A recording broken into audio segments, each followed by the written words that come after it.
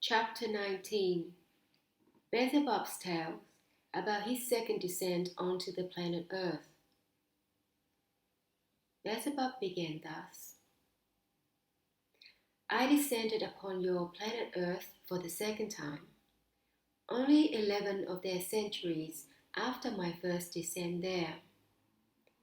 Shortly after my first descent onto the surface of that planet, the second serious catastrophe occurred to it. But this catastrophe was local in character and did not threaten disaster on a large cosmic scale. During this second serious catastrophe to that planet, the continent Atlantis, which had been the largest continent and the chief place of the being existence of the three-brained beings of that planet during the period of my first descent, was engulfed together with other large and small terra firmas within the planet, with all the three-brained beings existing upon it, and also with most all that they had attained and acquired during many of their preceding centuries. In their place there then emerged from within the planet other terra firmas which formed other continents and islands, most of which still exist. It was just on the said continent of Atlantis that the city of Semlios was situated, where, do you remember, I once told you that young countrymen of ours existed, on whose account my first descent in person took place. During the mentioned second great disaster to that planet, many of the three-brained beings who have taken your fancy survived owing to many and various events, and their now already excessively multiplied posterity descended just from them. By the time of my second descent in person, they had already multiplied so greatly that they were breeding again upon almost all the newly formed terra firmas. And as regards the question of just which causes, ensuing according to law, brought about these excessive multiplications of theirs, you will understand this also in the course of my further tales. You might as well, I think, notice here in connection with this terrestrial catastrophe something about the three-brained beings of your own tribe, namely, why all the beings of our tribe existing on that planet during the mentioned catastrophe escaped the inevitable what is called apocalyptic end. They escaped it for the following reasons. I told you once, in the course of our previous talks, that most of those beings of our tribe who had chosen this planet of yours as their place of existence existed during my first descent, chiefly on the continent of Atlantis. It appears that a year before the said catastrophe, our, as she is called, party pythoness there, when prophesying, asked us all to leave the continent of Atlantis and migrate to another small continent not very far away, where we were to exist on that definite part of its surface she indicated. This small continent was then called Grabontzi, and the part the pythoness indicated did indeed escape the terrifying perturbation which then occurred to all the other parts of the common presence of that ill-fated planet. In consequence of the said perturbation, this small continent, Grabontzi, which exists until now under the name of Africa, became much larger, because other terra firmas which emerged from the water spaces of the planet were added to it. So, my boy, the party pythoness there was able to warn those beings of our tribe who had been obliged to exist on that planet, and thereby to save them, as I have already told you, from the inevitable apocalyptic fate, owing only to one special being property which, by the way, can be acquired by beings only intentionally, by means of what is called being-Partkdolg-duty, about which I shall tell you later. I descended in person to the surface of that planet for the second time, for reasons that ensued from the following events. Once, while on the planet Mars, we received an ethergram from the center announcing the imminent reappearance there on the planet Mars of certain most high sacred individuals. And indeed, within half a Martian year, a number of archangels, angels, cherubim, and seraphim did appear there, most of whom had been members of that most great commission, which had already appeared on our planet Mars during the first great catastrophe to that planet of yours. Among these most high sacred individuals, there was again his conformity, the angel, now already an archangel, Luisos, of whom, do you remember? I recently told you that during the first great catastrophe to that planet Earth, he had been one of the chief regulators in the matter of averting the consequences of that general cosmic misfortune. So, my boy, the day following this second appearance of the mentioned sacred individuals, his conformity, escorted by one of the seraphim, his second assistant, made his appearance at my house.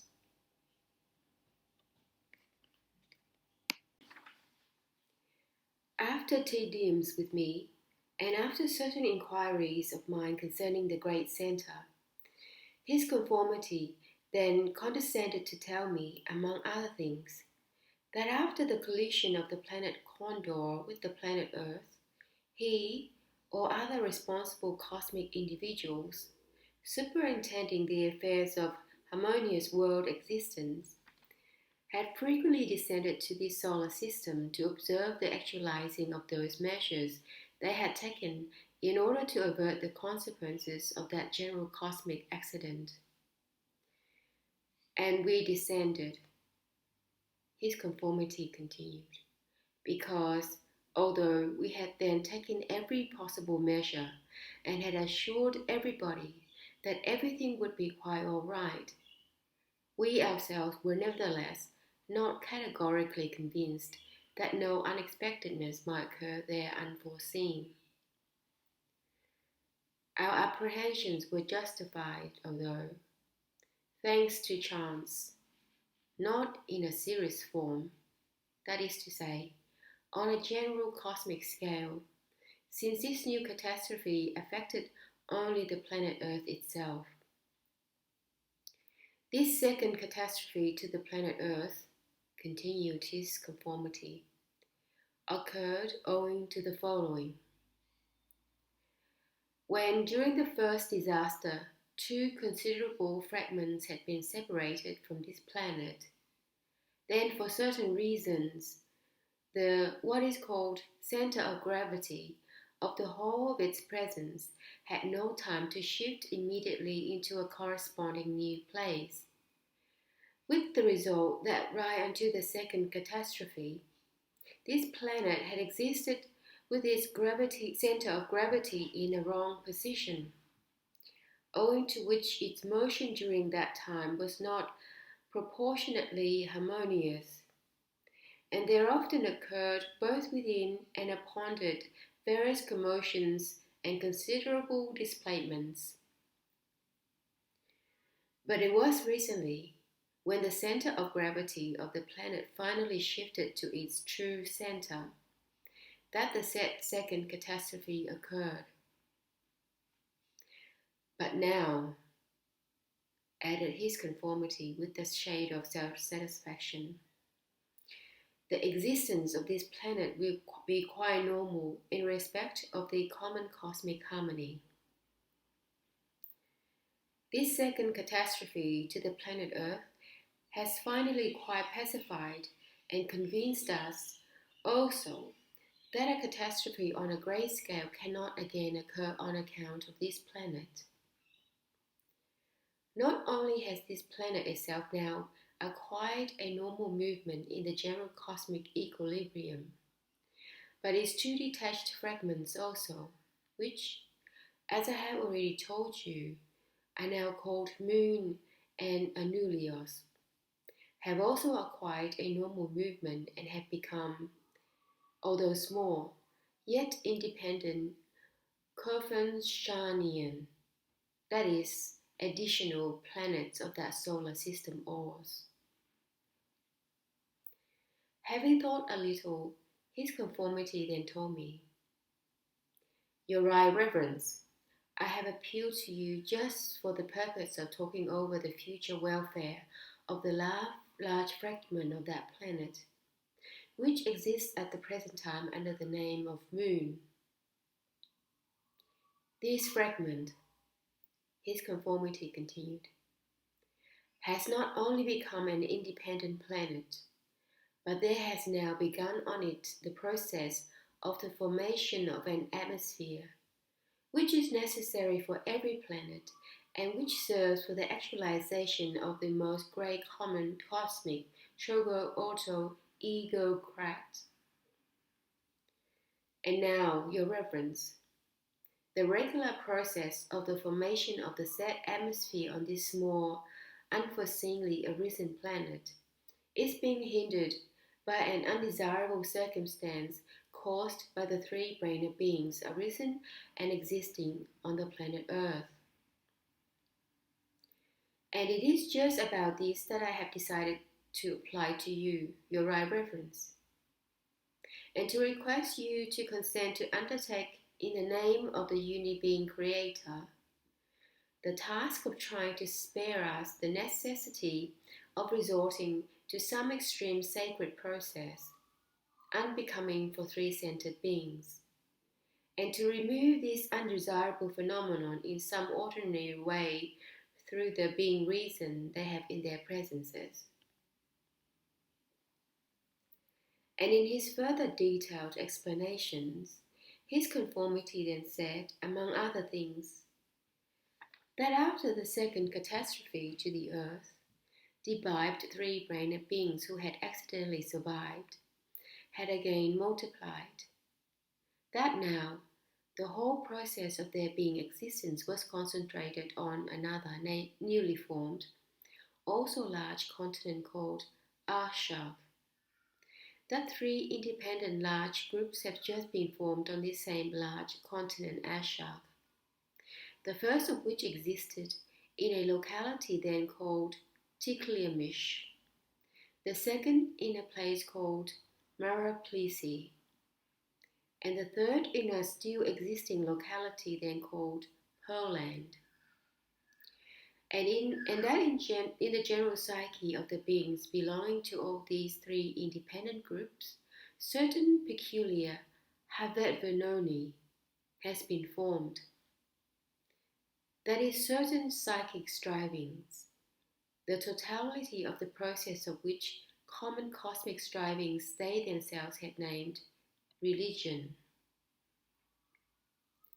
Although these Havatvernoni, or religions, have nothing in common, continue his conformity, yet, nevertheless, in these peculiar religions of theirs, there is very widely spread among the beings of all three groups the same custom called among them sacrificial offerings.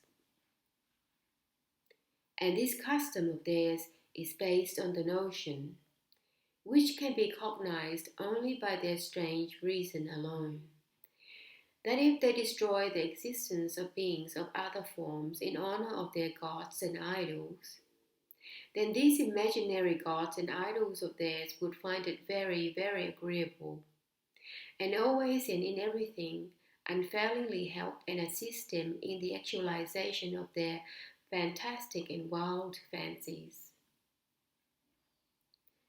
This custom is at present so widespread there, and the destruction of the existence of beings of various forms for this maleficent purpose has reached such dimensions, that there is already a surplus of the Sacred-Askokin required from the planet Earth for its former parts.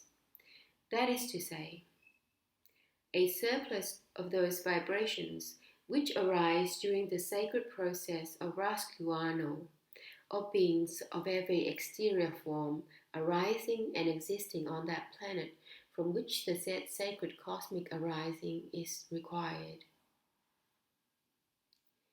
For the normal formation of the atmosphere of the newly arisen planet Moon, the said surplus of the Sacred-Askokin has already begun seriously to hinder the correct exchange of matters between the planet Moon itself and its atmosphere. And the apprehension has already arisen that its atmosphere may in consequence be formed incorrectly, and later become an obstacle to the harmonious movement of the whole system orbs, and perhaps again give rise to factors menacing a catastrophe on a greater common cosmic scale.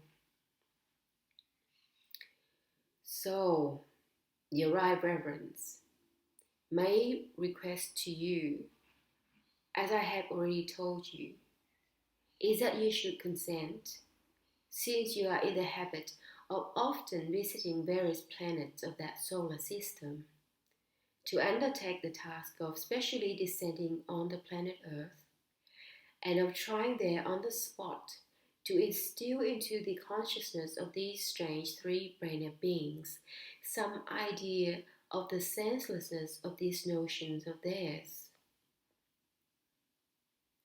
Having said a few more words, his conformity assented, and when he was fairly high up, added in a loud voice, "By this, your reverence, you will be rendering a great service to our being all-embracing endlessness."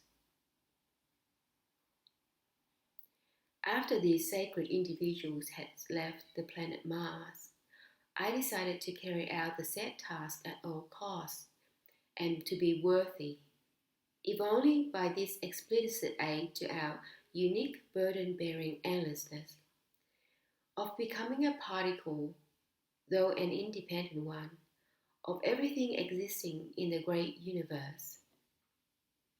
So, my boy, imbued with this, I flew the next day on the same ship occasion for the second time to your planet Earth.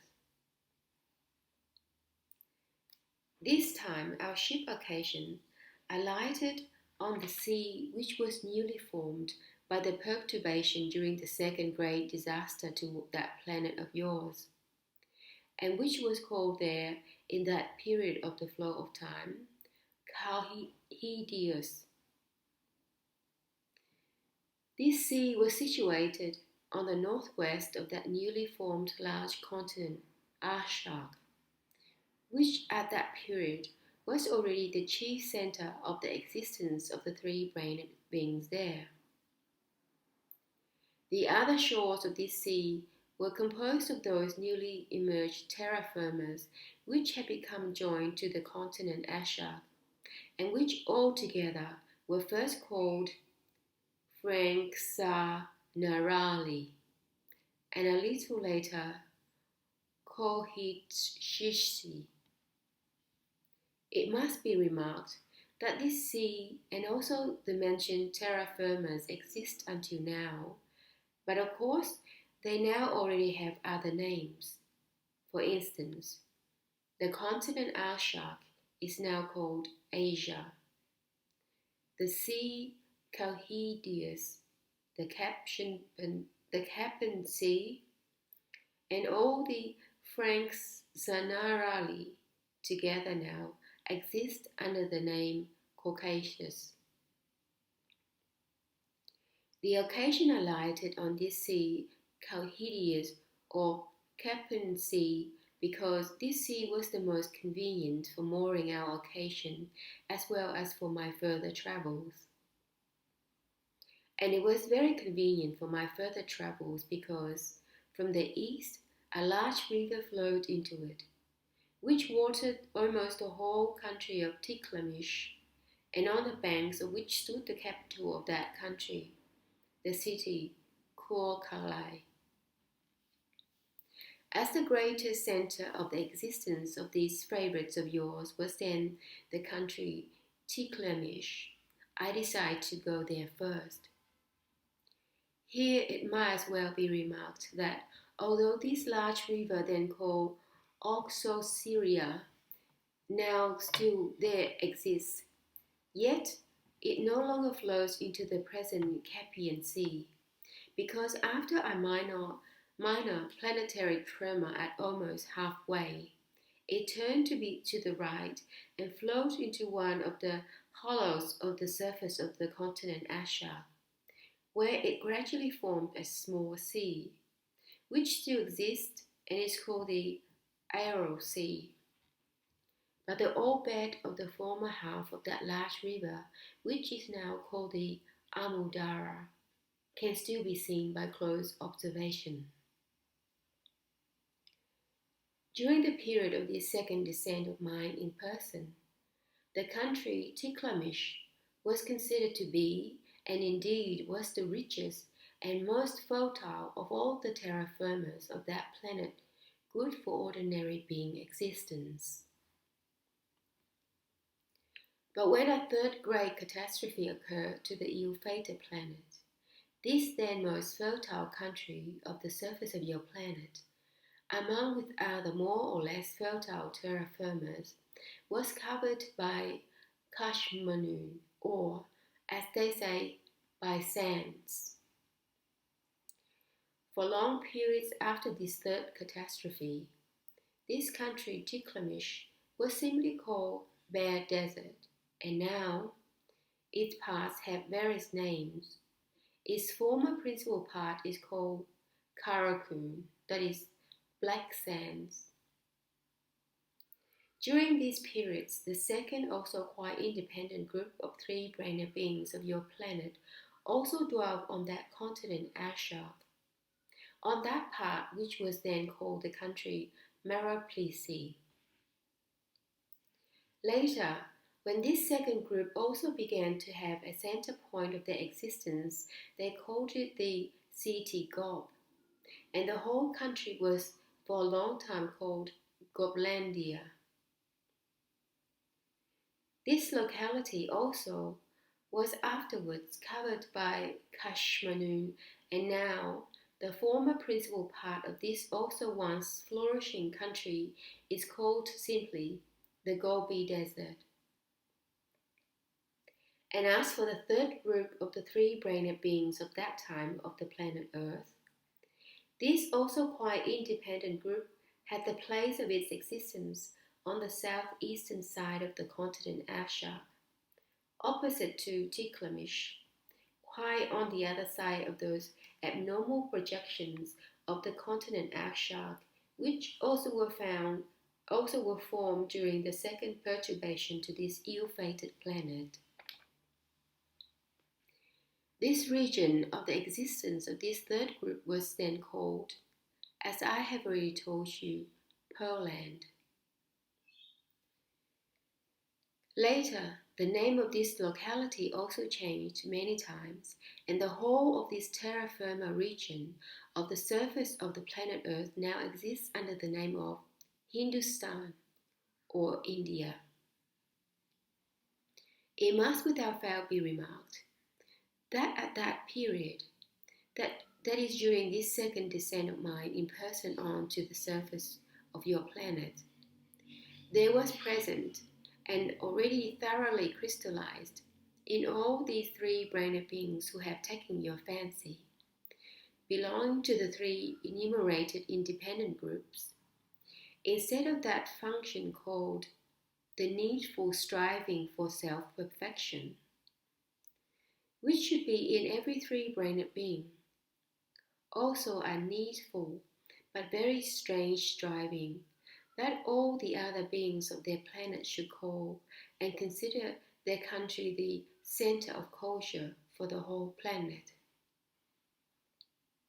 This strange needful striving was then present in all the three centre beings of your planet, and was for each of them, as it were, the principal sense and aim of his existence. And in consequence, Among the beings of these three independent groups at that period, bitter struggles, both material and psychic, were constantly proceeding for the attainment of the mentioned aim. Well then, my boy, we then set off from the sea Kolhidious, or as it is now called, the Caspian Sea, on Selchans, that is to say, on rafts of a special kind, up the river Oksoseria, or as it is now called, the Amudara. We sailed for 15 terrestrial days, and finally arrived at the capital of the beings of the first Asiatic group. On arriving there, and after arranging the place of our permanent existence there, I first began visiting the Kaltaani of the city Koorkalai, that is, those establishments there which on the continent Ashark were later called Shahana, Ashana, Caravansari, and so on, and which the contemporary beings there, especially those breeding on the continent called Europe, called cafes, restaurants, clubs, dance halls, meeting places, and so on. I first began visiting these establishments of theirs because there, on the planet Earth, at present just as formerly, nowhere can one observe and study the specific peculiarities of the psyche of the beings of the locality so well as in just such gathering places of theirs. And this was just what I needed to make clear to myself their real inner essence attitude to their custom of sacrificial offerings, and to enable me more readily and more easily to draw up a plan of action for the attainment of that aim for which I made this second sojourn of mine there in person. During my visits to the Kaltaani there, I met a number of beings, among whom was one I happened to meet rather often. This three-brained being there, whom I chanced to meet frequently, belonged to the profession of priest and was called Abdul. As almost all my personal activities, my boy, during that second descent of mine were connected with the external circumstances of this priest Abdul, and as I happened to have during this descent of mine a great deal of trouble on his account, I shall tell you more or less in detail about these three being there. And moreover, you will at the same time understand from these tales about him the results I then attained for the purpose of uprooting from the strange psyche of your favourites the need to destroy the existence of beings of other forms in order to please and appease their gods and revered idols. Although this terrestrial being, who afterwards became me like one of my kinsmen, was not a priest of the highest rank, yet he was well versed in all the details of the teaching of the religion then dominant in the whole country, Tikliamish. And he also knew the psyche of the followers of that religion, particularly, of course, the psyche of the beings belonging to his what is called congregation, for whom he was priest. Soon after we were on good terms with each other, I discovered that in the being of this priest Abdul, owing to very many external circumstances among which were also heredity, and the conditions under which he had been prepared for a responsible being, the function called conscience, which ought to be present in every three-centered being, had not yet been quite atrophied in him, so that after he had cognized with his reason certain cosmic truths I had explained to him, he immediately acquired in his presence towards the beings around him similar to him, almost that attitude which should be in all normal three-brained beings of the whole universe. That is to say, he became, as it is also said there, compassionate and sensitive towards the beings surrounding him.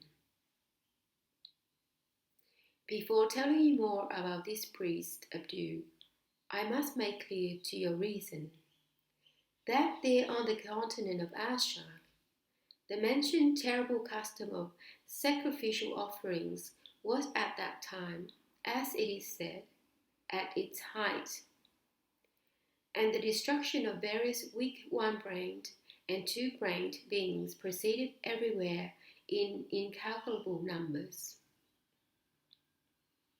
At that period, if anybody had occasioned in any house to appeal to one or another of their imaginary gods or fantastic saints, they invariably promised that in the event of good fortune, they would destroy in honor of their gods and saints the existence of some being or other, or of several at once. And if by chance good fortune befell them, then they carried out their promise with the utmost veneration, while, if it were otherwise, they increased their slaughter, in order eventually to win the favour of their said imaginary patron. With the same aim, this favourite of yours of that period even divided the beings of other forms into clean and unclean. Unclean they called those forms of being, the destruction of whose existence was presumably not pleasing to their gods, and clean those beings, the destruction of which existence was presumably extremely agreeable to those various imaginary idols whom they revered. These sacrificial offerings were made not only in their own houses by private beings, but were also made by whole groups and sometimes even in public. There even then existed special places for slaughterings of this kind, which were situated mostly near buildings in memory of something or somebody, chiefly of saints, of course, of the saints they themselves had elevated to sainthood. Several such special public places, where the destruction of the beings of different exterior form was carried out, then existed in the country of Tikliamish, and among them was one most celebrated, situated on a small mountain from whence a certain thaumaturgist man was supposed once upon a time to have been taken alive up to some heaven or other. In that place, as well as in other similar places, especially at definite times of the year, they destroyed an innumerable number of beings called oxen, sheep, doves, and so on, and even beings similar to themselves. In the latter case, the strong usually brought the less strong to be sacrificed, as for instance, a father brought his son, a husband his wife, an elder brother his younger brother, and so on.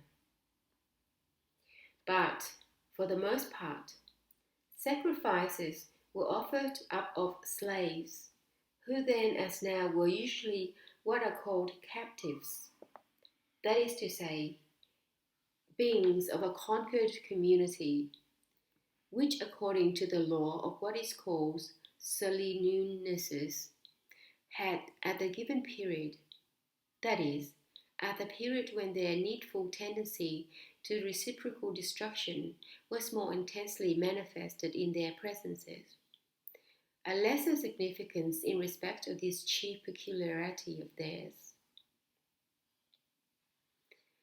The custom of pleasing their gods by destroying the existence of other beings is followed there on your planet until now.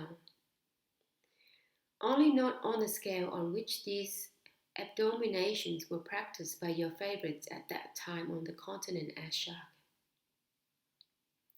Well then, my boy, during the early days of my sojourn in the town Koorkalai, I often talked on various subjects with this mentioned friend of mine, the priest Abdu, but, of course, I never spoke with him about such questions as my real nature. Like almost all the three-brained beings of your planet whom I met during all my descents, he also took me for a being of his own planet, but considered me very learned and an authority on the psyche of beings similar to himself. From our earliest meetings, whenever we chanced to speak about other beings similar to himself, his responsiveness and experiencings about them always touched me deeply. And when my reason made it quite clear to me that the function of conscience, fundamental for three-center beings, which had been transmitted to his presence by heredity, had not yet become quite atrophied in him, then there gradually began from that moment to arise in my presence, and as a result to be crystallized, a really functioning needful striving towards him as towards a kinsman of my own nature. Thereafter, he also, according to the cosmic law, every cause gives birth to its corresponding result, of course began to have towards me Silnooyegordpana, or, as your favorites would say there, a feeling of trusting another like yourself.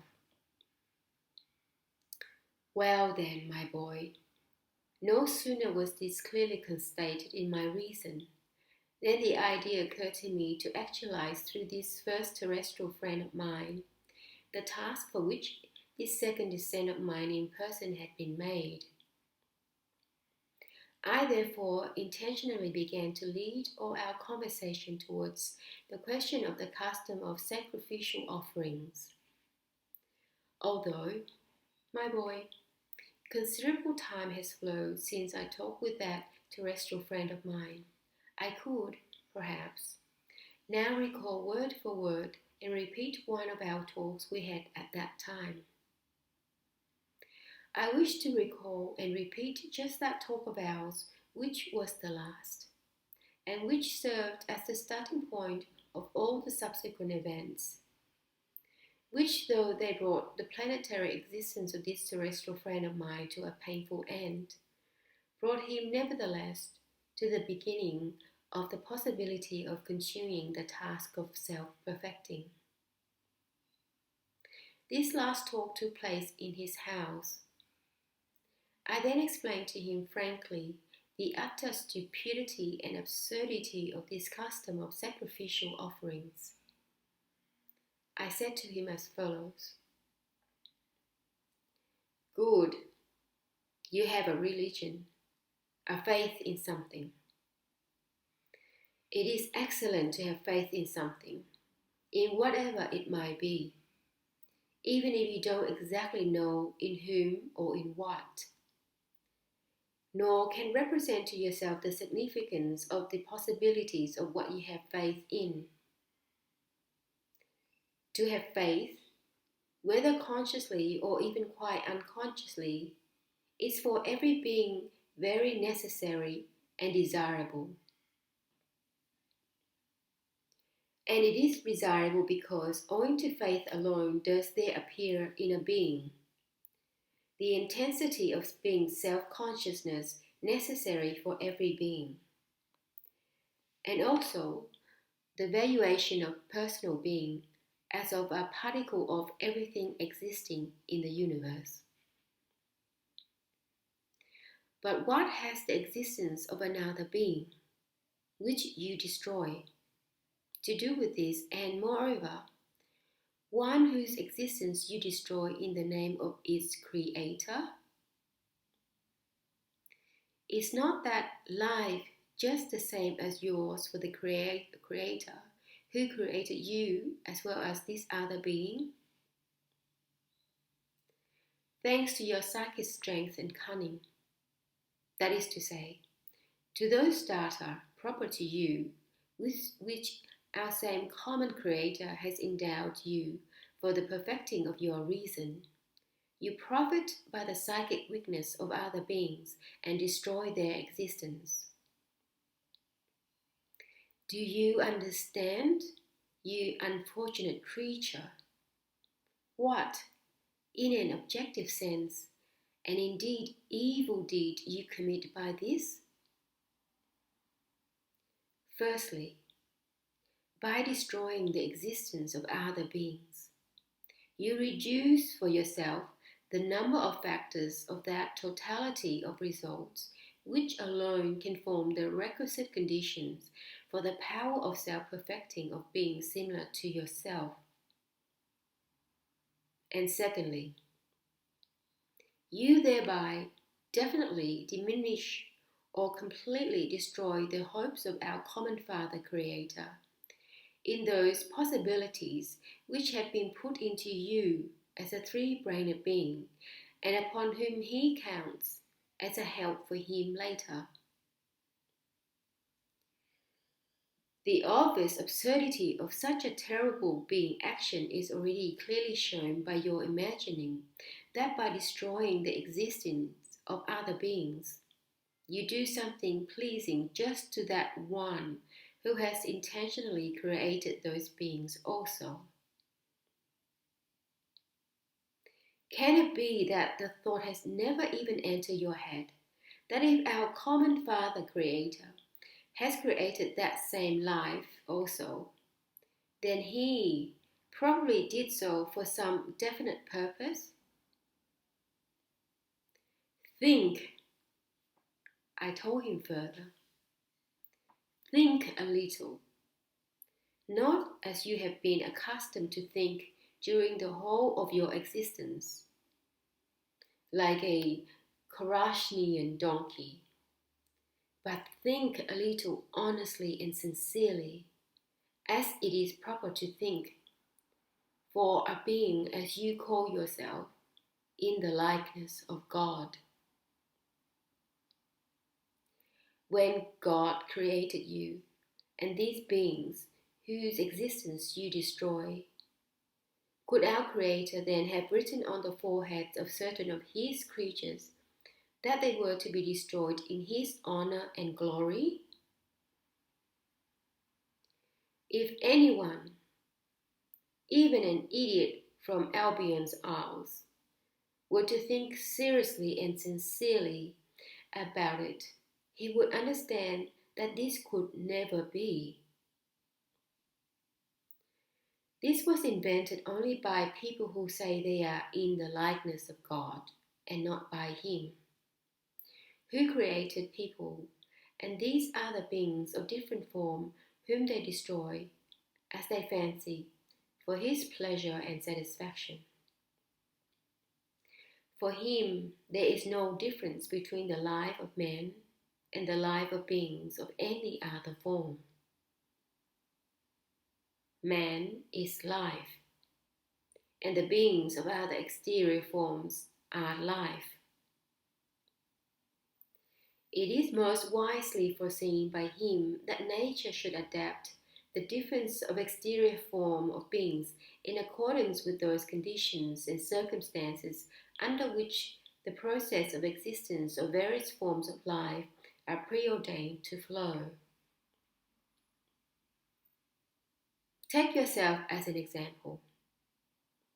With your internal and external organs, could you go now and jump into the water and swim like a fish? Of course not, because you have neither the gills, fins, nor tail a fish has. That is, a life which is preordained to exist in such a sphere as water. If it occurred to you to go and jump into the water, you would instantly choke and drop to the bottom and become hors d'oeuvres for those same fishes who, in that sphere proper for them, would naturally be infinitely stronger than you. It is the same with the fishes themselves. Could one of them now come to us, sit with us at this table and drink in our company the green tea we are now drinking?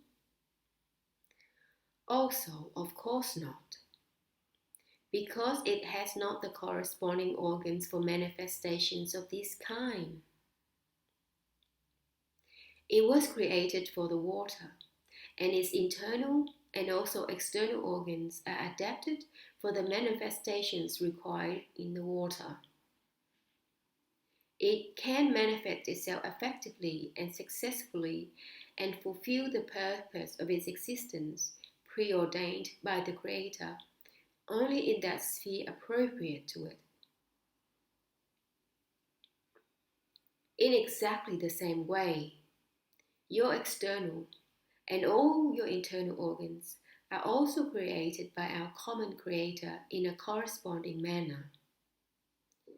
You are given legs to walk, hands to prepare and take the necessary food.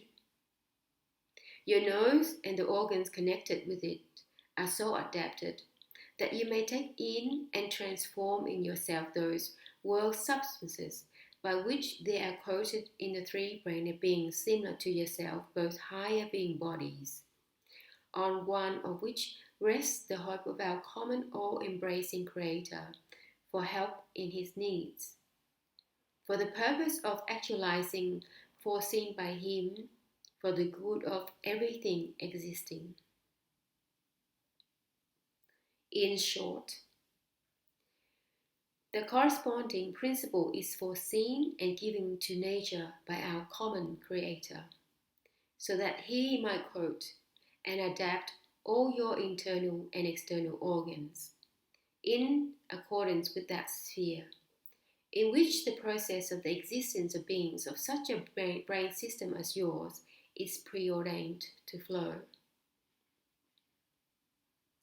A very good example for the clarification of this is your own donkey now standing tied up in your stable. Even as regards this own donkey of yours, you abuse the possibilities given you by our common Creator, since if this donkey is now compelled to stand unwillingly in your stable, it does so only because it is created two-brained. And this again is because such an organization of the whole of its presence is necessary for common cosmic existence upon planets. And therefore, according to law, there is absent from the presence of your donkey the possibility of logical mentation, and consequently, according to law, he must be what you call senseless and stupid. Although you were created for the purpose of the common cosmic existence on planets, and although you were created also as a field of hope for the future expectations of our common all-gracious Creator, that is to say, created with the possibilities of quoting in your presence that higher sacred for the possible arising of which the whole of our now existing world was just created. And in spite of the set possibilities given to you, that is to say, in spite of your having been created three-brained with possibilities of a logical mentation, yet you do not use this sacred property of yours for the purpose for which it was foreordained, but manifest it as cunning towards his other creations, as, for instance, towards your own donkey. Apart from the possibilities present in you of consciously quoting in your presence the mentioned higher sacred, this donkey of yours is of the same value for the common cosmic process and consequently for our common Creator as you yourself, since each of you is predestined for some definite purpose, and this distinct definite purpose in their totality actualizes the sense of everything existing. The difference between you and your donkey is merely in the form and quality of functioning of the internal and external organization of your common presences. For instance, you have only 2 legs, whereas the donkey has as many as 4, any one of which, moreover, is infinitely stronger than yours. Can you, for instance, carry on those 2 weak legs of yours as much as that donkey can? Certainly not. Because your legs are given you only for carrying yourself and the little that is necessary for the normal existence of a 3-brained being as foreseen by nature. Such a distribution of forces and strength, which at first sight appears unjust, on the part of our most just Creator was made by great nature, simply because the surplus of cosmic substances foreseeingly given you by the Creator and by nature to use for the purpose of your personal self-perfecting is not given to your donkey. But in place of this, great nature herself transforms the same surplus of cosmic substances in your donkey's presence for the power and strength of certain of its organs for its present existence only. But of course without the personal cognition of the donkey itself, thus enabling it to manifest the said power incomparably better than you. And these variously powered manifestations of beings of diverse forms actualize in their totality just those exterior conditions in which alone it is possible for those similar to you, that is, for 3-brained beings, consciously to perfect the germ of reason placed in their presences, to the necessary gradation of pure objective reason. I repeat, all beings of all brain systems, without exception, large and small, arising and existing on the earth or within the earth, in the air or beneath the waters, are all equally necessary for our common Creator, for the common harmony of the existence of everything existing.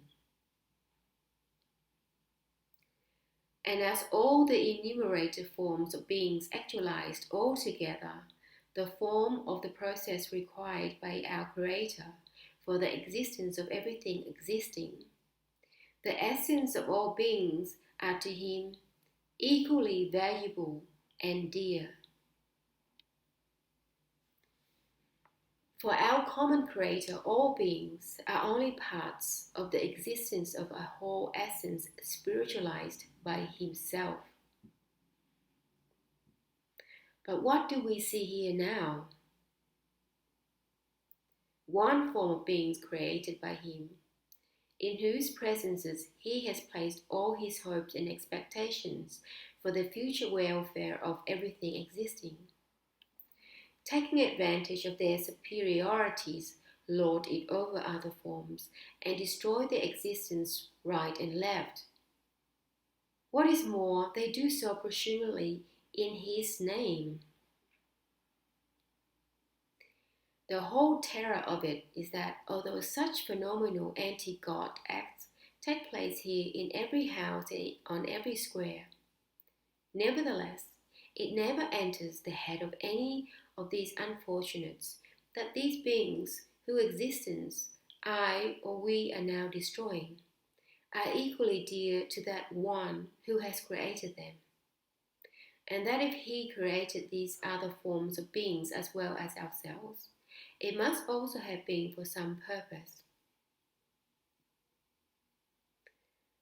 Having said all this to my friend, the priest Abdul, I said further,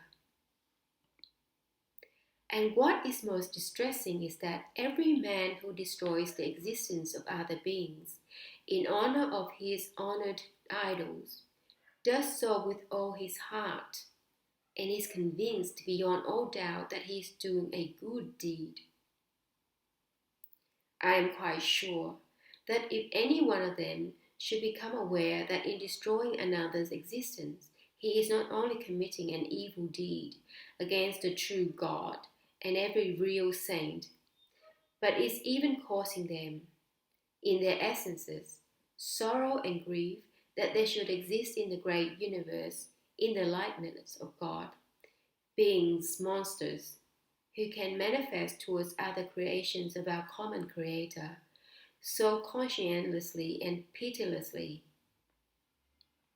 I repeat, if any of them should become aware of this, then certainly not one among them could with all his heart ever again destroy the existence of beings of other forms for sacrificial offerings. Then perhaps on the earth also would begin to exist the 18th personal commandment of our common Creator, which declared, "Love everything that breathes."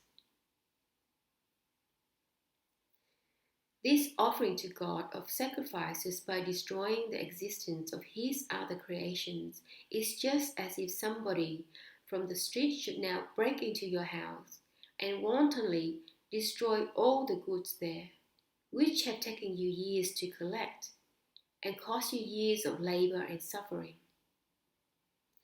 Think, but again, think sincerely, and picture to yourself what I have just said, and then answer.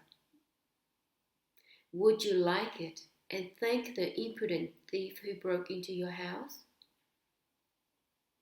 Certainly not, 1,000,000 times not. On the contrary, your whole being would be indignant and you would wish to punish this thief, and with every fibre of your psyche, you would try to find a means of revenge. In all probability, you would now reply that although it is indeed so, I am, however, only a man. That is true. You are only a man. It is good that God is God and is not so vindictive and evil as man. Certainly he will not punish you, nor will he revenge himself upon you, as you would punish the mentioned robber who destroyed the property and goods it has taken you years to collect. It goes without saying, God forgives everything. This has even become a law in the world. But his creations, in this case people, must not abuse this all gracious and everywhere penetrating goodness of his. They must not only care for, but even maintain all he has created. But here on earth, men have even divided beings of other forms into the clean and the unclean. Tell me what guided them when they made this division. Why, for instance, is a sheep clean and a lion unclean? Are they both not equally beings? This also was invented by people. And why have they invented it and made this division? Simply because a sheep is very weak, a weak being, and moreover stupid, and they can do to it just what they like. But people call the lion unclean simply because they dare not to do it what they like. A lion is clever, and what is more, stronger than they. A lion will not only not allow itself to be destroyed, but will not even permit people to approach near. If any man should venture to approach near to it, then this Mr. Lion would give him such a crack on the noddle that our valiant's life would at once fly off to where people from Albinaus have not yet been. I repeat, a lion is unclean simply because men are afraid of it. It is 100 times higher and stronger than they. A sheep is clean merely because it is much weaker than they are, and again I repeat, much more stupid. Every being according to its nature and to the gradation of its reason, attained by its ancestors and transmitted by heredity, occupies its definite place among beings of other forms. A good example for clarifying what I have just said is the difference between the already definitely crystalline presences of the psyche of your dog and your cat. If you pet your dog a little and get it used to anything you please, it will become obedient and affectionate to the point of abasement. It will run after you and cut every sort of caper before you just to please you all the more. You can be familiar with it, you can beat it, you can hurt it, it will never turn on you, but will always humiliate itself still more before you. But try the same on your cat. What do you think? Will it respond to your indignities as your dog did, and cut the same humble capers for your amusement? Of course not. Even if the cat is not strong enough to retaliate immediately, it will remember this attitude of yours toward it for a long time, and at some time or other will get its revenge. For instance, it is said that it has often happened that a cat has bitten the throat of a man while he was asleep.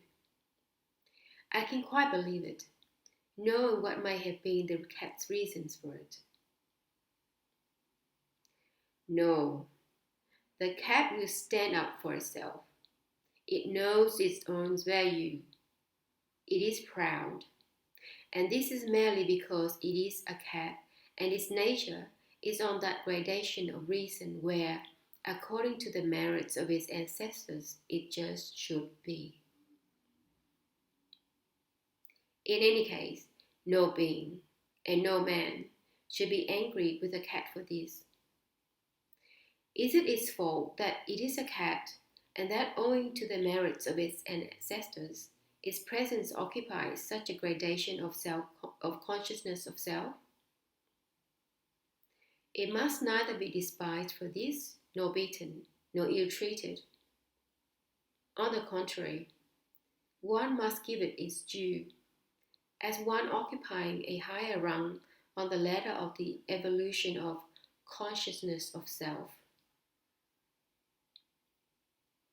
By the way, my dear boy, concerning the reciprocal relations of beings, a former famous prophet from the planet Desagroanskrad, the grey Arhoonilo, now already the assistant to the chief investigator of the whole universe in respect of the details of objective morality, once said,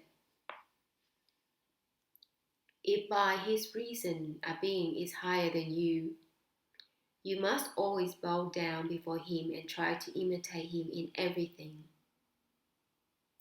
But if he is lower than you, you must be just towards him, because you once occupied the same place according to the sacred measure of the gradation of reason of our greater and all maintainer."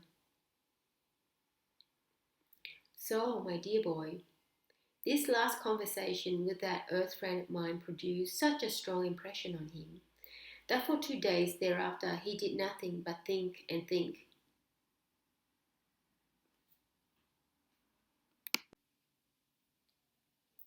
In short, the final outcome of it all was that this priest Abdul eventually began to cognize and sense concerning the custom of sacrificial offerings almost as in reality he should have done.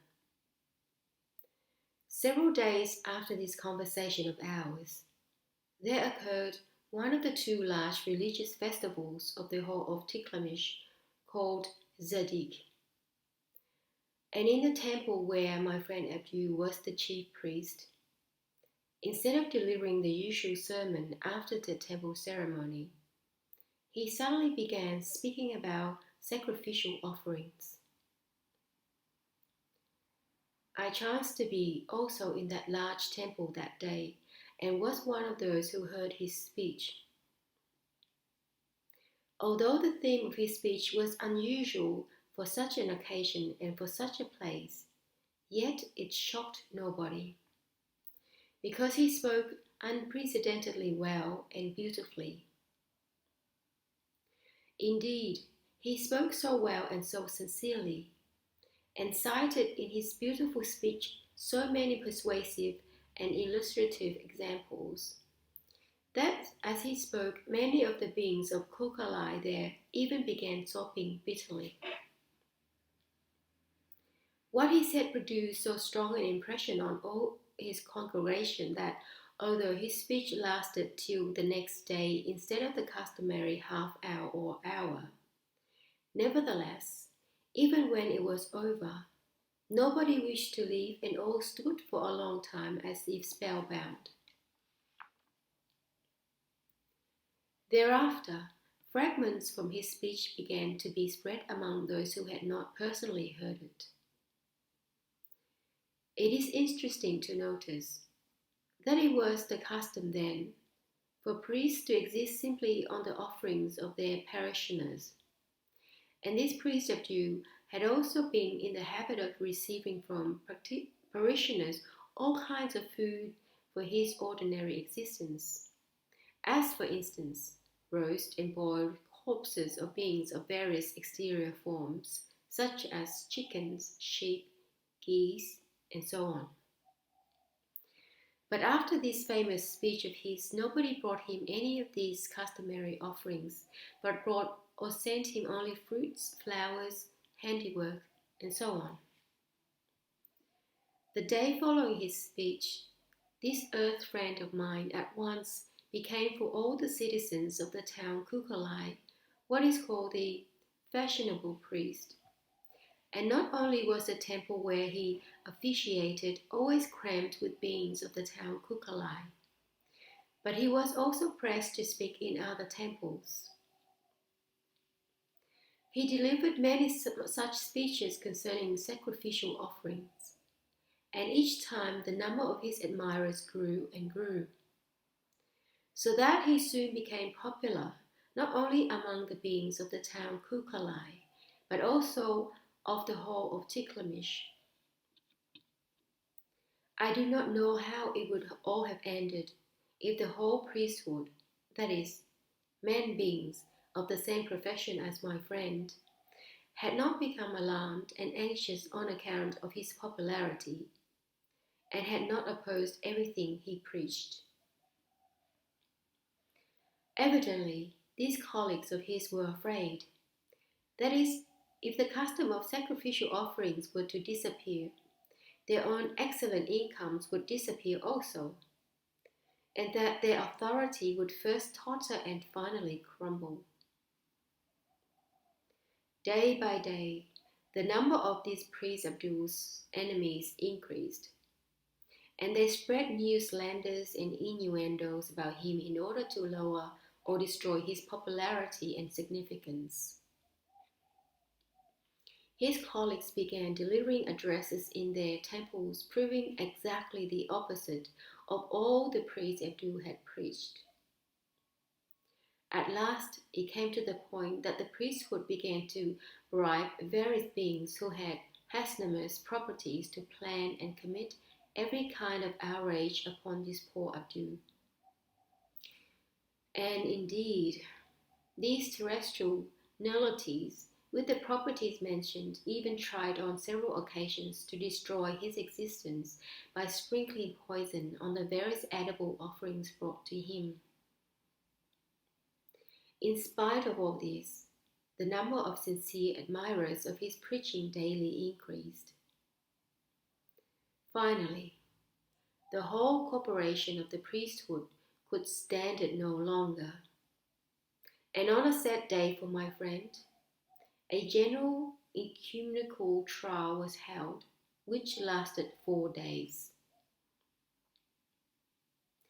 By the sentence of this general ecumenical council, not only was this earth friend of mine completely excommunicated from the priesthood, but at the same council, his colleagues also organized means for his further persecution. All this, of course, had little by little a strong effect on the psyche of the ordinary beings, so that even those around him who had formerly esteemed him also began gradually to avoid him and to repeat every kind of calumny about him. Even those who only a day before had sent him flowers and various other offerings, and had almost worshipped him, also soon became such bitter enemies of his, owing to the constant gossip, that it was as if he had not only injured them personally, but had slaughtered and butchered all their near and dear ones. Such is the psyche of the beings of that peculiar planet. In short, owing to his sincere goodwill to those around him, this good friend of mine endured a great deal. Even this would have been perhaps nothing if the climax of unconscionableness on the part of the colleagues of my friend and the other terrestrial godlike beings around him had not brought all this to an end. That is to say, they killed him. And this occurred in the following way. My friend had no relatives at all in the city Koorkalai, having been born in some distant place, and asked for the hundreds of servants and other ordinary terrestrial nullities who had been around him owing to his former importance. They, by this time, had gradually left him, naturally because my friend was no longer important. Toward the end, there remained with him only one very old being who had been with him quite a long time. To tell the truth, this old man had remained with him only on account of old age, which, owing to abnormal being existence, most of the beings there reach, that is to say, on account of his complete uselessness for anything required under the conditions of being existence there. He simply had no other place to go to, and that was why he did not desert my friend, but stayed with him even when he had lost his importance and was being persecuted. Going into my friend's room one sad morning, this old man saw that he had been killed and that his planetary body had been hacked to pieces. Knowing that I was his friend, he at once ran to me to tell me about it. I have already told you that I had begun to love him as one of my nearest. So when I learnt about this terrible fact, there almost occurred in my whole presence a skirny kunadzino. That is to say, the connection between my separate being centers was almost shattered. But during the day, I feared that the same or other unconscionable beings might commit further outrages on my friend's planetary body. So I decided at least to prevent the possible actualization of what I feared. I therefore immediately hired several suitable beings for a great sum of money and, unbeknown to anybody else, had his planetary body removed and temporarily placed in my Selchan, that is, on my raft, which was moored not far away from the river Oksoseria, and which I had not disposed of because I had intended to sail on it from there to the sea Kolhidious to our ship occasion. This sad end of my friend's existence did not prevent his preachings and persuasions about the cessation of sacrificial offerings having a strong effect on many, even on a great many. And indeed, the quality of slaughterings for sacrificial offerings began very perceptibly to diminish, and one could see that even if the custom were not abolished completely with time, it would at least be considerably mitigated. And for the time being, that was sufficient for me. As there was no reason for me to stay there any longer, I decided to return immediately to the sea Kolhidious and there to consider what to do further with the planetary body of my friend.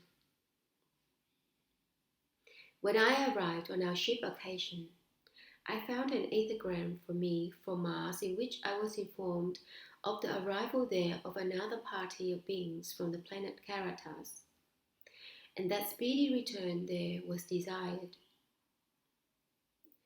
Thanks to this ethergram, a very strange idea came into my head, namely, I thought that instead of disposing the planetary body of my friend on the planet Earth, I might take it with me and give it to the presence of the planet Mars.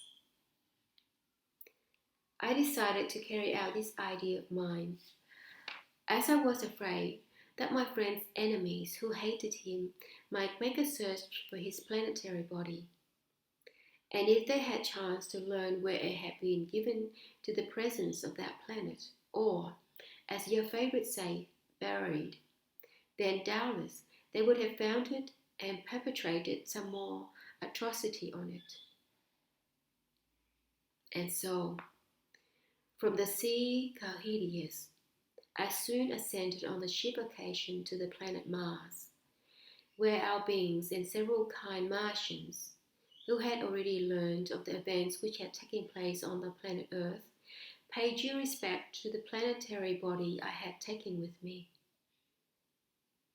They buried him with the ceremonies customary on the planet Mars, and over the spot they erected a corresponding construction.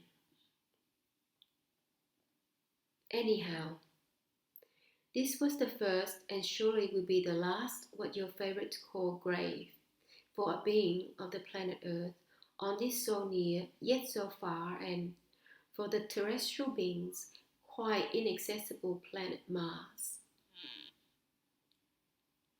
I learned afterwards that this story reached his all-quarters maintainer, the most great archangel Setrenotzinarco, the all-quarters maintainer of that part of the universe to which that system Ours belongs, and that he manifested his pleasure by giving to whom it was proper a command concerning the soul of this terrestrial friend of mine. On the planet Mars, I was indeed expected by several beings of our tribe who had newly arrived from the planet Karatas. Among them, by the way, was also your grandmother who, according to the indications of the chief Zirlikners of the planet Karatas, had been assigned to me as a passive half for the continuance of my line.